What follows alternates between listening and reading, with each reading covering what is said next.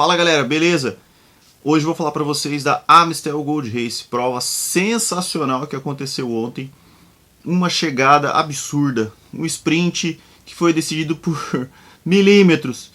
Wout van Aert ganhou a prova do Thomas Pidcock num jump ali. E até eu fiz uma publicação no Instagram colocando a foto do photo finish oficial.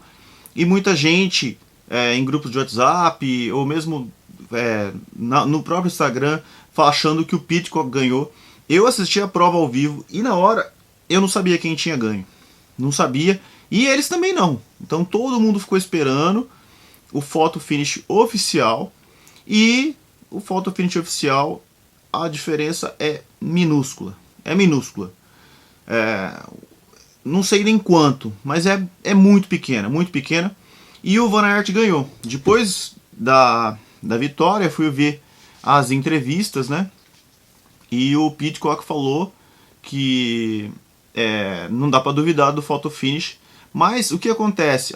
A imagem da televisão ela não estava exatamente reta, né? A imagem da chegada estava um pouquinho inclinada. Então parece que o Pidcock passou na frente porque a diferença é muito pequena. Mas o photo finish não tem como contestar. Então você vê que na linha a diferença é muito pequena e o Van Aert ganhou por uma coisa assim. Se nós não tivéssemos essa tecnologia, talvez podia ser até dado um empate. Mas uma prova emocionante, como sempre. E como sempre, a Amstel Gold Race é uma prova que é decidida em situações extremamente apertadas. Então a gente viu a última prova que aconteceu em 2019, 2020 ela foi cancelada, que foi a vitória do Mathieu van der Poel naquela chegada incrível. Inclusive, a vitória do Mathieu van der Poel foi tão importante, porque ele é holandês e a prova é a maior prova da Holanda, né, dos Países Baixos. A gente fala errado, mas o certo é falar Países Baixos, tá? Mas eu vou falar Holanda para ficar no senso comum. Como ele é holandês e a prova é na Holanda, o Mathieu van der Poel recebeu até tem uma alameda, assim, uma rua que mudaram o nome para Alameda Mathieu van der Poel, em homenagem a ele. Bom, ele não correu, tá?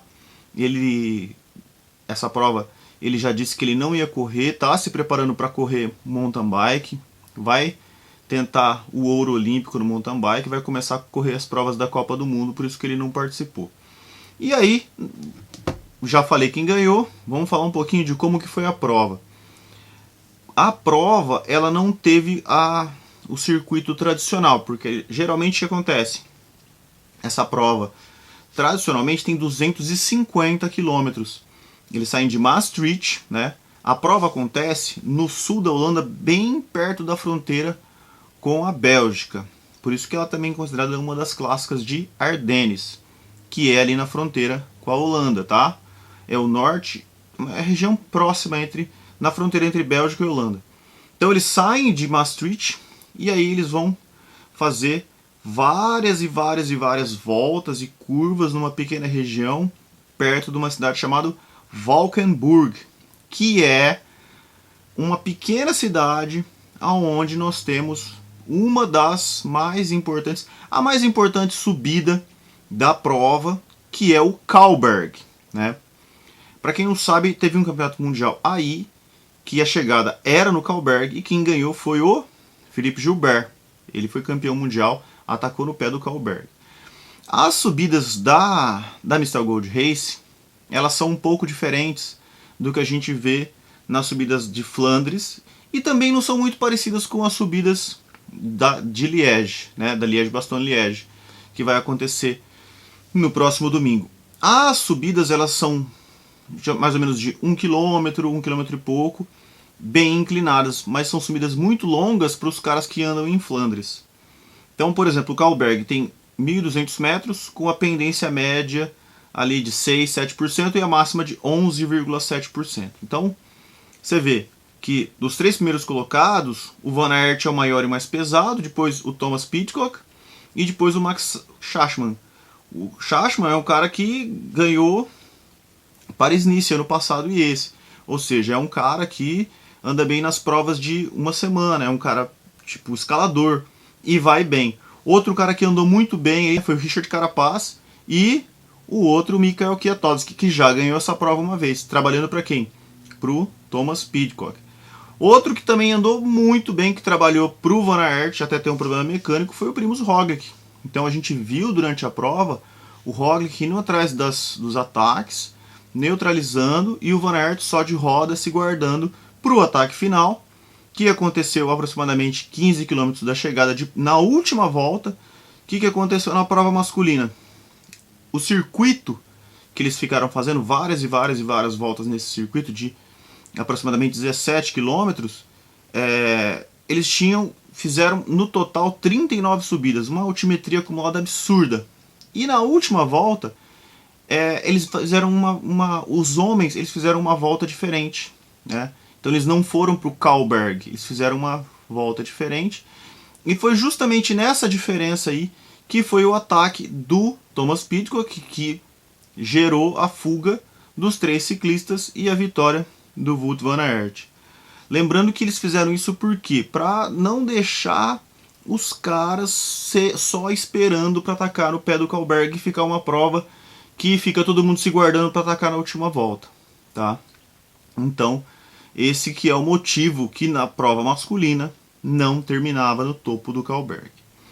Na prova feminina nós tivemos a vitória da Marianne Vos, na prova feminina é mais curta, 160 km. E o que aconteceu pela dinâmica da situação aí? A prova feminina aconteceu antes e depois aconteceu a prova masculina. Geralmente eles largam junto, e aí como está cada pelotão bem distanciado, eles conseguem fazer as provas ao mesmo tempo.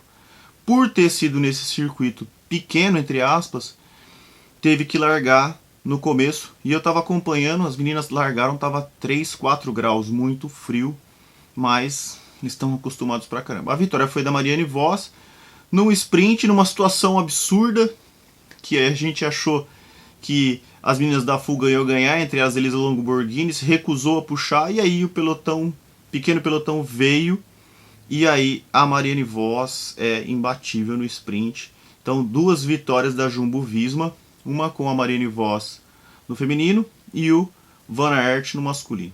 Mais umas coisas interessantes, o Van Aert falou que agora vai descansar, vai tirar uma semana off da bike, eu vi a entrevista após a prova dele, e vai depois começar a sua preparação para correr o Tour de France. Mais uma coisa legal que aconteceu nesse final de semana, o Mark Cavendish ganhou mais uma etapa do Tour da Turquia, totalizando 150 vitórias na sua carreira.